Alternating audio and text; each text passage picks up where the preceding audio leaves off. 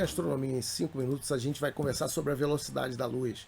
Essa conversa vai ser um pouco mais técnica, eu preferi fazer assim, porque tem muitos vídeos na internet explicando a coisa de um jeito muito superficial. Mas eu quero explicar para vocês a origem do negócio, para vocês entenderem de onde vem isso, né? Então, vamos conversar primeiro o que é a luz, né? Então a luz é um fenômeno que é estranho para a gente desde a antiguidade, né? Os cientistas ainda lá no século 17, 18, eles tentaram medir a velocidade disso, já que você media velocidade do som, velocidade de quase tudo. Qual que seria a velocidade da luz? Tem alguma velocidade ou ela é alguma coisa instantânea? Bom, a gente foi descobrindo que ela na realidade não era instantânea e pior do que isso, que ela se comportava de um jeito meio estranho. Dependendo da experiência que a gente fazia, ela parecia uma onda, que nem uma onda no mar, né? Ou seja, não era um objeto no espaço, era uma onda. E em outras experiências que a gente fazia, ela se comportava como se fosse uma partícula, uma bolinha. E essa dualidade para a gente sempre foi muito estranha, né? E da onde que a gente começou então a trazer esse conhecimento da luz para a física de uma forma mais sofisticada? Foi justamente na época do James Clerk Maxwell, final do século XIX, 1870, por aí. O que esse cara fez? Ele pegou uma série de leis que foram descobertas empiricamente antes e que vocês aprendem hoje no ensino fundamental, tipo lei de Faraday, Ampère, lei de Gauss. Então você aprende essas leis no ensino fundamental, né? Ímã, corrente elétrica, essas coisas. E ele começou a perceber que essas coisas eram interrelacionadas. E ele montou então um conjunto de equações, tá certo? Que a gente chama de equações de Maxwell, e que aqui eu botei uma matemática cabeluda para vocês verem como é que é o negócio. Na realidade, isso aqui é o que a gente chama de forma integral, né? Ou seja, é a equação mostrando no volume como um todo e a fórmula diferencial que é no ponto. E o que está dizendo isso aqui em outros termos? Então, por exemplo, esse divergente de D igual a ρ, a única coisa que essa equação diz para mim, né, é o seguinte, é que se eu pegar uma superfície, um volume fechado, o campo que sai é exatamente igual à carga que tem lá dentro, tá certo? É isso que está dizendo ali. E quando ele diz que o divergente de B é igual a zero, isso aqui é campo magnético, isso aqui é campo elétrico. Quando ele diz que o divergente de B é igual a zero, o que ele está querendo dizer é que as linhas magnéticas, elas não têm uma fonte. Então, tá tudo escrito aqui dentro nessas equações que parecem estranhas, tá certo? Mas está tudo aí dentro. E o que o Maxwell viu? Né? O que eles viram lá, os cientistas na época?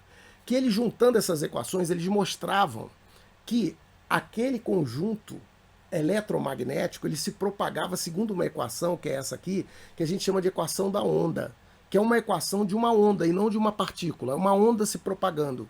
E existe uma coisa nessa equação dessa onda que é muito curiosa, que é esse número C aqui. Esse C é o quê? É a velocidade de propagação da onda, tá certo? E essa velocidade que a gente chama C, que a gente chama de velocidade de propagação da luz, a gente veio da onde? Alguém sorteou, alguém mediu. Na realidade, existem algumas constantes, né? Que são constantes de permissividade e tal, como que os campos elétricos variam, né? Eu acho até que eu nem coloquei aqui, mas como que os campos elétricos variam, né? E magnéticos, de acordo com os meios, que essas constantes, elas assumem valores diferentes. No vácuo, essas constantes têm um determinado valor, e quando essas constantes é que determinam essa velocidade da luz. Então, tudo isso é entrelaçado. Então, uma coisa importante para vocês entenderem em física é que quando o cara fala uma coisa qualquer, porque a velocidade da luz é isso, isso não é simplesmente porque alguém achou ou mediu uma vez. Aquilo é interconectado com uma série de outros conhecimentos que a gente tem e que chegam juntos e mostram isso aqui é lindíssimo, chegam juntos e mostram. Você aprende isso aqui em engenharia elétrica ou em física, né? Bom, aí a gente vem para a teoria da relatividade restrita. E aonde que entra a luz aqui? A luz entra aqui, então vocês viram que a luz é um mecanismo fundamental de propagação. Quando a gente fala velocidade da luz, a gente sempre fala, de uma forma geral, velocidade da luz no vácuo.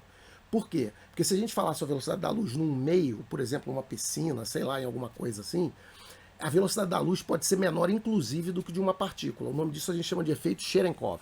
Isso aí acontece em reatores nucleares. Então, a velocidade da luz no vácuo é que a gente chama de velocidade da luz normalmente, em torno de 300 mil km por segundo. O que o Einstein fez? Ele, usando conhecimentos anteriores, como as transformações de Lorentz, como a gente vê aqui, ó, isso aqui é uma transformação de Lorentz, comparando qual o comprimento de repouso com o comprimento que o cara vê se o objeto estiver em movimento. Tá? Então o que você vê aqui? que você tem uma fórmula que tem a matriz, isso aqui é a raiz de 1 menos a velocidade que você está vendo o cara dividido pela velocidade da luz ao quadrado. Ora, o que acontece se essa velocidade aqui for menor do que c? Esse número aqui vai ser menor do que 1, então 1 menos um número menor do que 1 vai dar um número positivo, a raiz vai dar um número positivo. Então os comprimentos estão, beleza, é tudo positivo. Quando V é maior do que C, o que acontece? Quando V é maior do que C, esse número aqui vai dar maior do que 1. Então, se esse número aqui vai dar maior do que 1, 1 menos um número maior do que 1 vai dar um número negativo. Então, você entra com raiz de número negativo. Tá? Então, você teria um comprimento imaginário. Então, na realidade, não é que a teoria da relatividade diz que a maior velocidade é a da luz. Não é isso, ela não diz isso. A única coisa que a teoria da relatividade diz é que a velocidade da luz ela é invariante em todos os referenciais inerciais, ou seja, referenciais que não sofrem aceleração, que estão em movimento retilíneo uniforme. Então, esses referenciais, a velocidade da luz é constante. Então, aqui você mostra uma relação de velocidade da luz e de massa, por exemplo. Como a massa vai aumentando, e você vê que isso aqui vira uma assíntota, ou seja, nunca passa do C. Por quê? Porque essa fórmula aqui impede. Mas isso não quer dizer que ele disse que a menor velocidade era da luz, tanto é que se hipotetiza uma partícula chamada tachyon, que é uma partícula hipotética que poderia ter uma velocidade maior do que a da luz. Isso não contradiz necessariamente a teoria da relatividade, tá certo? Mas a origem disso, então a velocidade da luz, ela está ligada à teoria da relatividade no sentido que ela é a velocidade de propagação das interações no universo.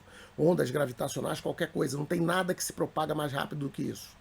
E aí entra a coisa mais misteriosa que a gente tem, que é justamente uma característica da luz que a gente chama de dualidade outra-partícula. Isso aqui é o experimento da fenda dupla, né? E que gera um padrão de interferência, mostrando aqui que mesmo você mandando um por um, como se fossem indivíduos, é como se ele passasse nos dois ao mesmo tempo aqui, porque ele forma um padrão de interferência.